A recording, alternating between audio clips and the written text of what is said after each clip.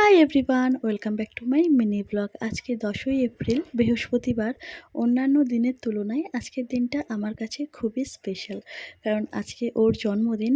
রাত 12টার সময় video call করে আমি ওকে উইশ করি, যেটা রেকর্ড আমি আর করতে পারিনি, কারণ আমার ফোনের স্টোরেজ ফুল হয়ে গেছে। আজকে আমি উপোস করে আছি, ইচ্ছা আছে ঠাকুরের কাছে গিয়ে পুজো দেবো। তো মা সকাল থেকে সব কিছুই বাজার করে এনে দিয়েছে। আমি স্নান করে বাড়ির পুজো দিয়ে নিয়েছি, এখন রেডি হয়ে চলে এসেছি বাবা লোকনাথ মন্দিরে। আর এসেই দেখলাম ঠাকুর আজকে একটাও মালা পরেনি। হয়তো এই মালাটা আমার হাত থেকে নিতে চেয়েছিল। মা এই মালাটা বাজার থেকে এনে দিয়েছিল। আমি মাকে বলেছিলাম এরকম ধরনের একটা মালা নিয়ে আসতে। এরপরেই চলে এসেছি মহাদেবকে অভিষেক করানোর জন্যে। এরপরেই আমি অঞ্জলি দেব। আর আজকে এই সুন্দর লাল শাড়িটা আমি পরেছি। এটা মায়ের শাড়ি, একদমই নতুন। আর আজকে এই শাড়িটা পরে খুবই ভালো লাগছিল আমার। অনেক দিন পর আমি আবার শাড়ি পরলাম। তো এখানে আমি অঞ্জলি দিয়ে নিচ্ছি। আর আজকে না পুরো মন্দিরটা একদম ফাঁকা ছিল। আমি ছাড়া তেমন কেউ ছিলই না। পরে দুজন এসেছিল। তো যারা পুজো দেওয়ার জন্য না, জাস্ট 1 মিনিট মতন এসে ঘুরে চলে গেছে। তো আমার অঞ্জলি দেওয়া, পুজো দেওয়া খুব ভালোভাবে কমপ্লিট হয়ে গেছে। এরপরে আমি সারাদিন মানে উপোস থাকার পরেই ঠাকুরমশাই যে প্রসাদটা দিল সেটাই খেয়েছিলাম। এখান থেকে আমি ফলগুলো খাই, বাকি সন্দেশটা আমি আর খাইনি। তারপরে ওকে ভিডিও কল করে ঠাকুরের দর্শন করাচ্ছিলাম। তো ও প্রণাম করে নিল।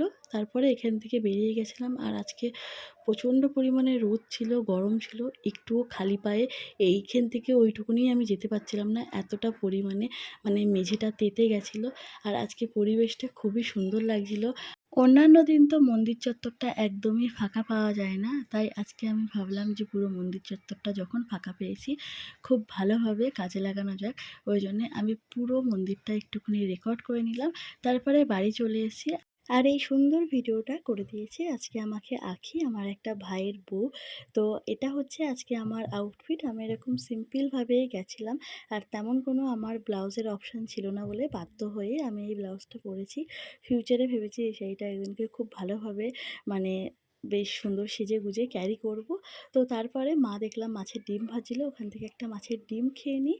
আর এরপরে দুপুরের লাঞ্চটাও করে নিই। আজকে আমি এই ক্লিপটা পরে গেছিলাম, এটা কালকেই মেলা থেকেই কিনেছি। আর আজকে আমাদের একটা বিয়ের নেমন্তন্নও এসছে। আমার বিয়ের কার্ড দেখতে না খুবই ভালো লাগে, ওই জন্যে তোমাদের সাথেও শেয়ার করলাম। দেন রাতের ডিনারটা করে নিই। ডিনারের সেম তরকারিই ছিল, আর তার সাথে ছিল রুটি। আজ থেকে অ্যালপস গুডনেসের এই নতুন কন্টেনারটা আমি আবার ইউজ করা শুরু করছি। আগের কন্টেনারটা পুরোটাই ফিনিশ হয়ে গেছে। তো এটা কিন্তু খুব ভালো একটা প্রোডাক্ট।